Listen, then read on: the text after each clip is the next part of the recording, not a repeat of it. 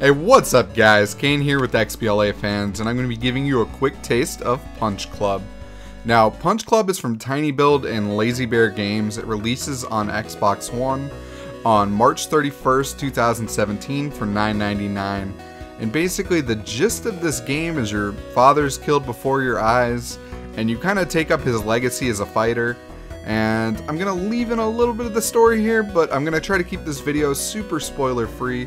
I actually played over an hour of this game when I was recording footage. I normally don't do that directly, but I just couldn't put it down. I'll be honest, I was having a lot of fun with this one. It's probably not going to be for everybody, but it definitely connected pretty well with me, at least initially. So it kind of feels a little bit kind of like Stardew Valley if it was more like Teenage Mutant Ninja Turtles type of universe almost. Because what it is it's a fighter management sim with RPG and tycoon elements.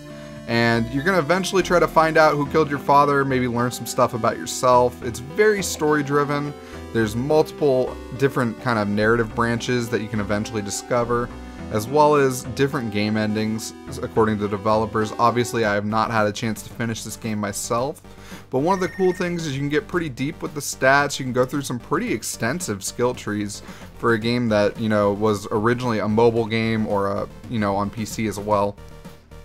So this released originally back in like January 8th, 2016. I actually remember when they did Twitch Plays Punch Club, and that was a thing they did around the launch. So there's a lot of different stats you need to keep track of. Like literally right there, I was sitting to rest just to, you know, get my happiness back. It's like there's a lot going on here. It's actually surprisingly deep. So you do need to sleep, you do need to eat. Obviously you're going to try to level up your strength, your agility, and your stamina.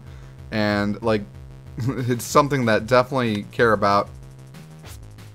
So there's different ways you can play the game. You can build your character, basically kind of spec him in whatever direction you want. You can't be an all-around badass though. You kind of got to pick a skill and kind of specialize in at least one of them, because you will lose attributes every single day.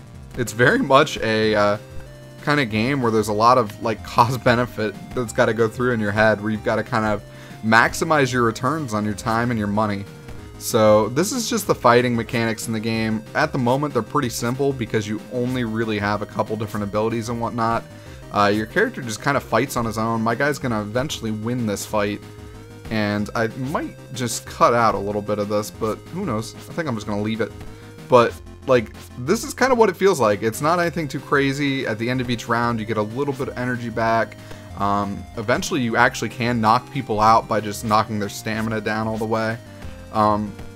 There's some interesting stuff that goes on. These are very early moves. I cut out some footage that I was thinking about using, but it was later in the game and I didn't want to spoil anything for anybody. I know a lot of people are kind of touchy about stuff like that, so these are just early moves.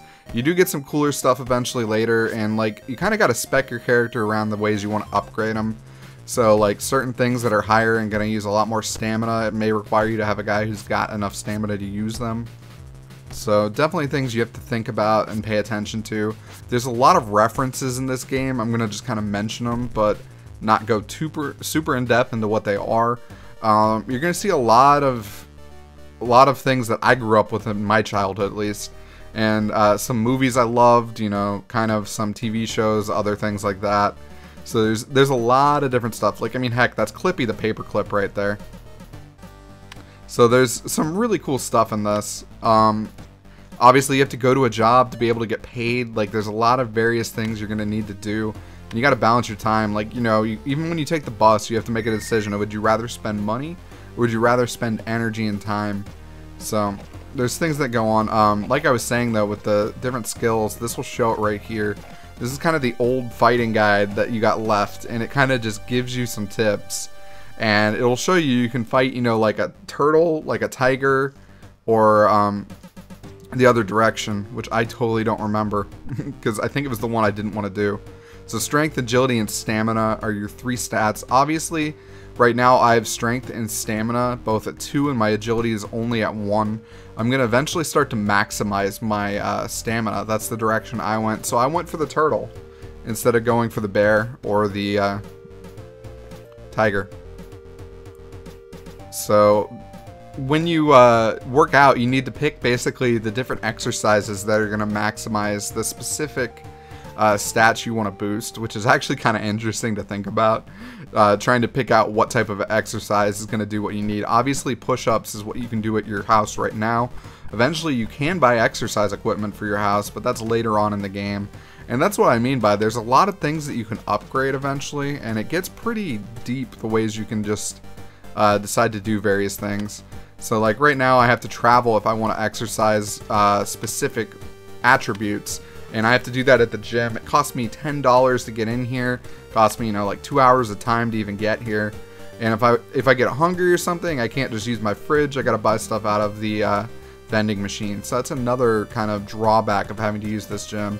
So like obviously I do a lot of squats and I do a lot of cardio.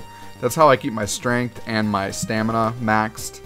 And if you happen to be, you know, morale is high, you get better returns than if your morale is low.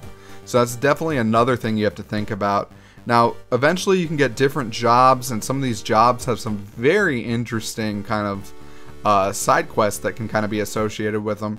So there is some like RPG elements to this that are pretty interesting, and definitely some very much management sim stuff. And like I was saying, you have to manage everything. Like eventually you got to go to the grocery, buy your own food. Just very there's a lot of different things that you got to do. So in a sense, you're almost just living this fighter guy's life. I mean, it's kind of funny that games like this are popular, but I mean, even for me, I got addicted to this and I was having a lot of fun. I played over an hour of it. I'm looking forward to doing more of that. I'll be playing it on twitch.tv/xblafans. You guys should definitely check that out. We'll be playing that on launch day. So thank you guys so much for checking out this video. If you have any questions, feel free to let me know. More than happy to answer any questions you guys have in the comments. Thank you guys so much for checking out this video. We really do appreciate it. Please do like and subscribe. It helps us out a lot. Later.